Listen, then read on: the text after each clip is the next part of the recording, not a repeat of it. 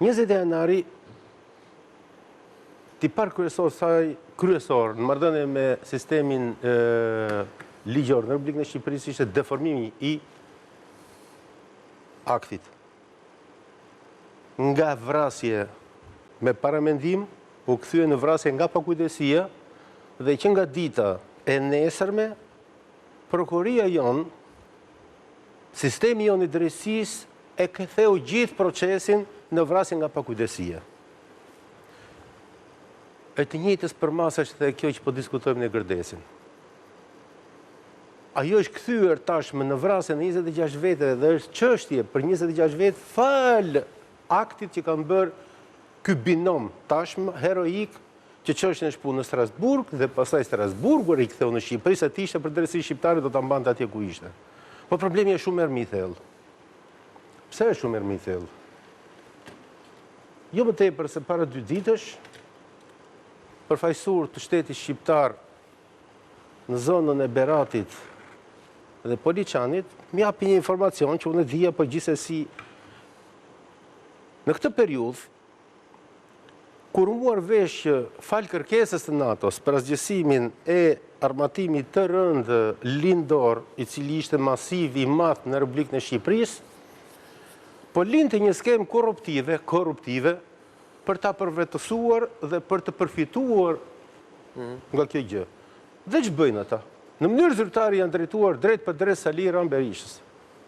Dhe i kanë thënë, Poliçani është nga fabrikat më moderne që kemi ne me strukturë ushtarake të përgatitur, me teknologji të përgatitur, për të kryer demontimin me intensitet, me siguri, ku gjitha e bazë materiale gjotë përdoj, përsëri mbetet shteti shqiptar, por tashme demilitarizuar dhe nën kontroll ushtarak.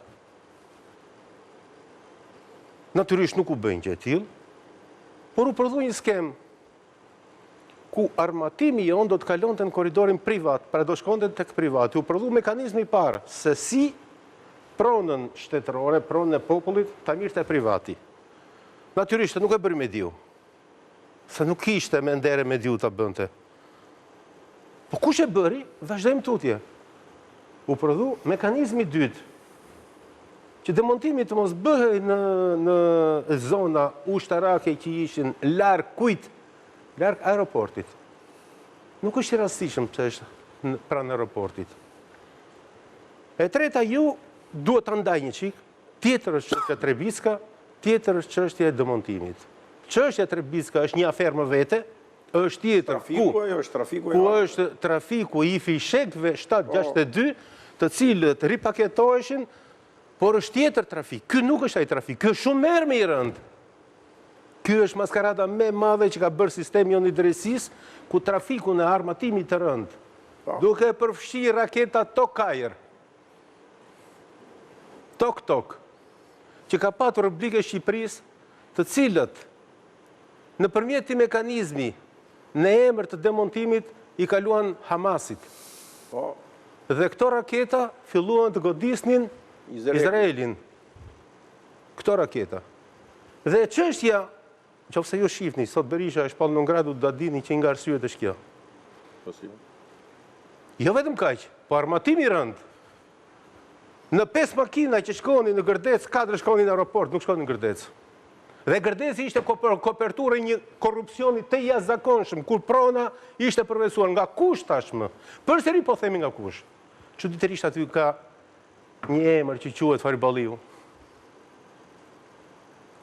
Njeriu më besnik dhe më të afërt të Sali Berishës. Natyrisht atje diskutohet si peshkaqeni. Natyrisht është një mekanizëm që nuk funksionon dhe Paldo Bumçi dhe Fatmir Mediun.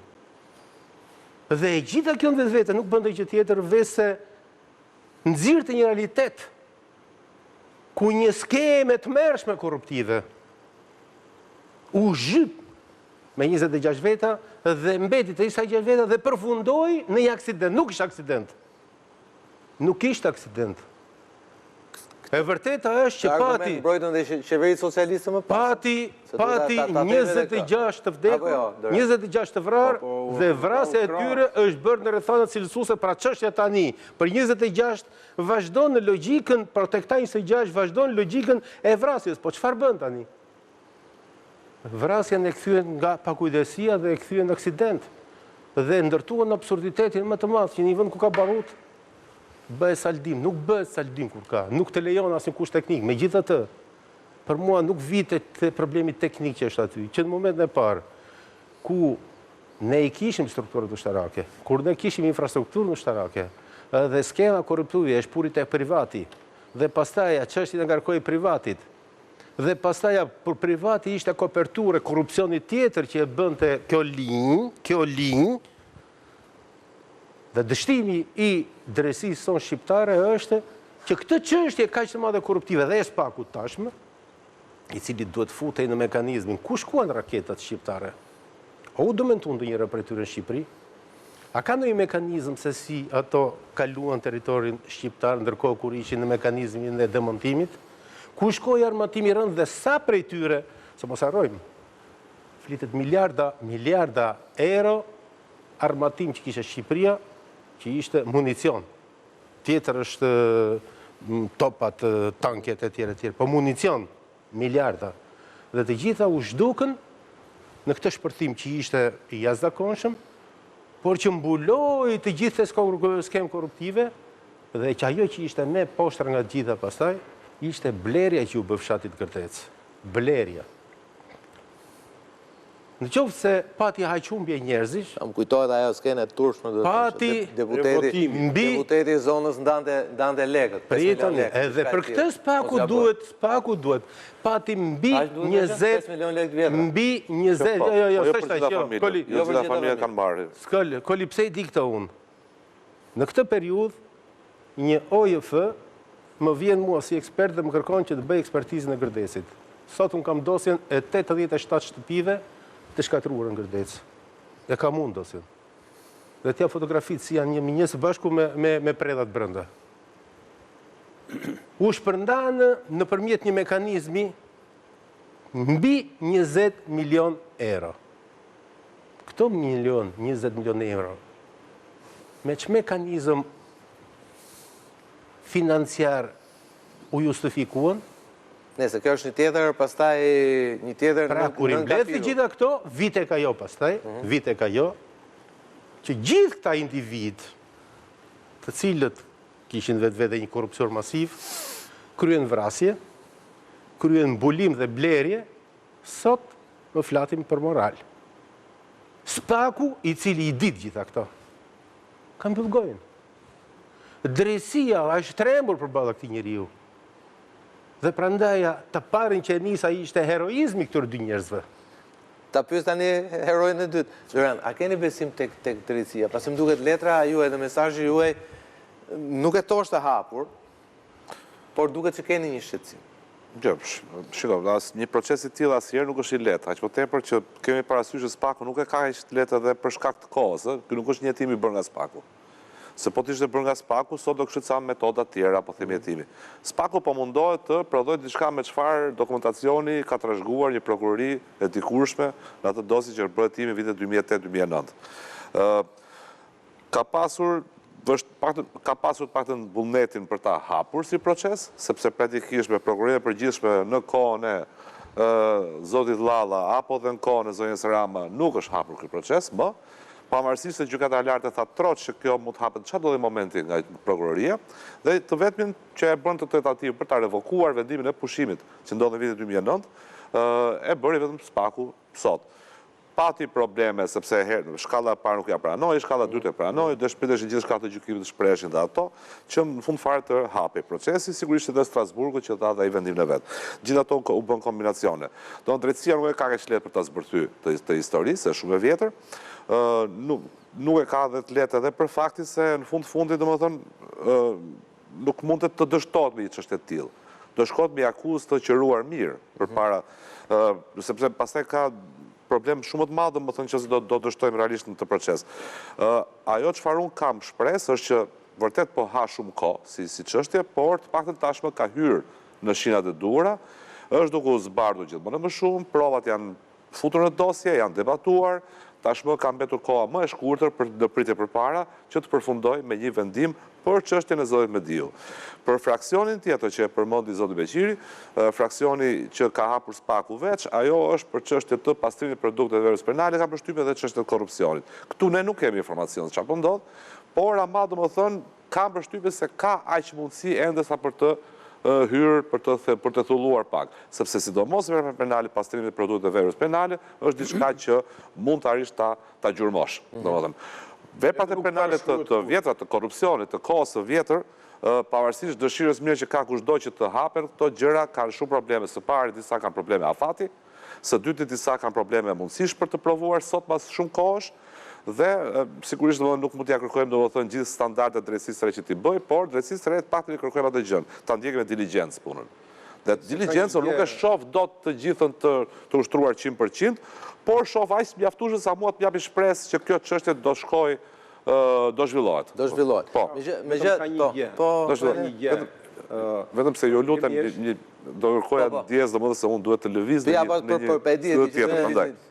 Një ndryrë shkurtër. Më fal. Vetëm shkurt se do iki për pak. Ai se unë nuk kam ndjekur çështjen, që natyrisht e ndjek sepse është një çështje që jam i lidhur shpirtërisht edhe në të gjitha planet me të. Ajo që po debatohet është marrëdhënia e administratës me atë rrethin e Gërdecit atje. Dhe thot, kam kompetencë, nuk duhet t'ja di, sepse unë nuk jam oficer që të merrem me demontimin. Nuk është ky problemi në gjykimin tim. Ky është vrasja pastaj. Por spaku nuk mund bjerë viktim e manipulimit që kanë bërë ata të parët. Prandaj edham spakut ne. Që atë që ka manipuluar ai pari atje, rikthej zotëri, sepse për mua çështja numër 1 është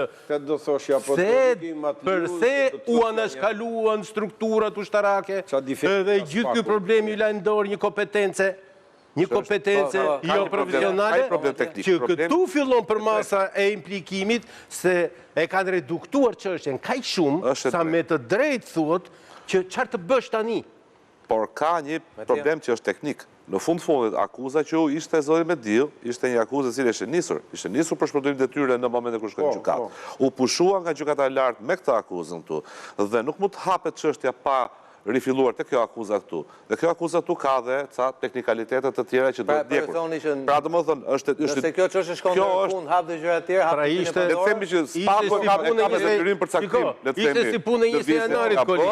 Por më mbrapa ka mundësi. Po jo se ka një debat vërtet profesional këtu, ishte si punë e 20 janarit. 20 janarit e futën në vrasje nga pagujdesia, e mbante prokuroria dhe sa hapta askush tjetër. U prodhua një mekanizëm që u zhbllokua. E njëjta situatë është edhe këtu, se manipulimi që ka bërë sistemi drejtësisë, e ka mbuluar çështjen, e ka futur në korridore që për ta zhbllokuar nuk ka mekanizma në Shqipëri, pra duhet prodhuar një mekanizëm shumë i fuqishëm që ta zhbllokojë. Unë atë shikoj që po bëhet e mundur të realizohet, domethënë dhe jam dakord. Do jem shpesprot nëse. Okej, mirë. Duhet të largohesh. Faleminderit shumë që ishe me ne sot në këtë pjesë të parë. Po do rikthehemi pas pak minutash për të parë një sondazh që lidhet pikërisht me Gërdecin dhe me raportin e drejtësisë me të. Rikthehemi pas pak.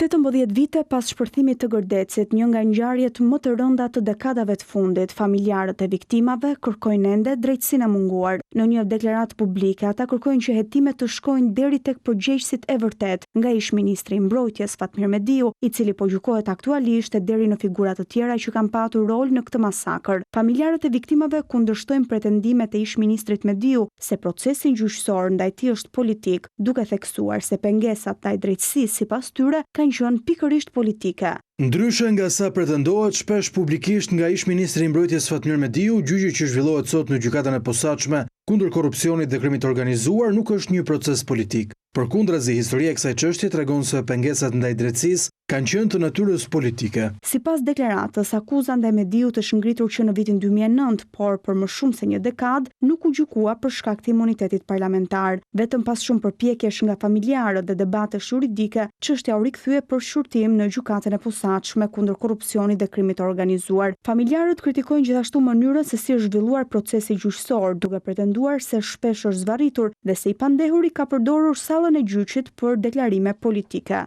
Pas rreth 3 vitesh procesi vion në gjykat. Në pothuajse çdo seancë i pandehuri e përdor sallën e gjyqit jo vetëm për qëndrime juridike, por më shumë për deklarime politike në interes të tij. Në deklaratë theksohet se në thelb të çështjes qëndron vendimi i ish-ministrit për të lejuar demontimin e municioneve pranë zonave të banuara dhe nga një kompani private që sipas familjarëve nuk kishte teknologjinë e nevojshme për një operacion të tillë. Ne nuk kemi thënë kurrë se demontimi nuk duhej bërë. Ajo që kemi thënë gjithmonë është se nuk duhej bërë në mënyrën se si u bë, në kushtet pasigurta pranë banesave dhe me një organizim që përfundoi me një kosto tragjike në jetë njerëzish. Në fund familjarët thonë se pavarësisht viteve të gjata të pritjes, ata nuk kërkojnë hakmarrje, por vetëm zbardhjen e së vërtetës dhe vënien e drejtësisë. Ne kërkojmë vetëm të vërtetën dhe drejtësinë që shoqëria shqiptare të sigurohet që një ngjarje e tillë të mos përsëritet kurrë më. Ky është amaneti i atyre shpirtrave që përkujtojmë sot. Rihapja e çështjes ndaj Mediut u vu në lëvizje pas 12 vitesh me iniciativën e familjes së një prej viktimave të shpërthimit të marsit të 2008-s në ambientet e ish-brigadës së tankeve ku humbën jetën 26 persona dhe u plagosën qindra të tjerë.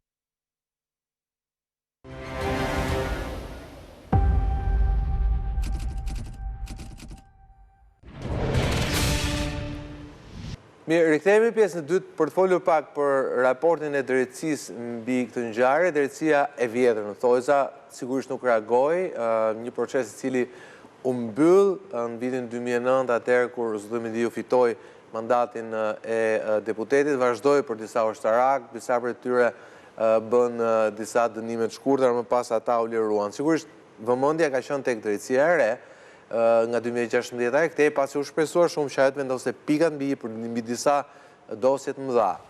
Një prej tyre është sigurisht Gërdeci, pa futur këtu patjetër edhe vrasjen apo temi vdekjen misterioze të Kosta Trebiskës.